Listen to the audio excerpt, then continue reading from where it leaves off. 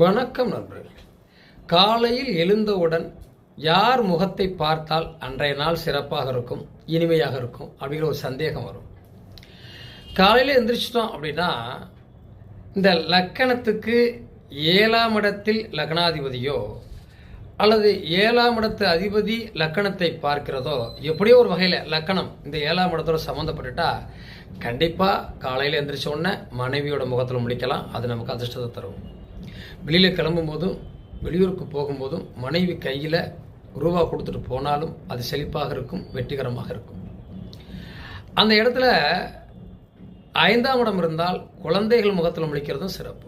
சரி, திருமணமே ஆகலை, யார் முகத்தில் முழிக்கலாம்? காலையில் எந்திரிச்சு கையை தேய்ச்சிட்டு உள்ளங்கையில் முழிக்கலாம். அது எல்லாரும் முழிக்கலாம். அல்லது சாமி படத்தை பார்க்கலாம். லட்சுமி படம், பெருமாள் படம், உங்கள் இடத்துக்கு முன்னாடி எந்த படம் இருக்கோ அதை முழிங்க. அதுவும் சிறப்பை தரும்.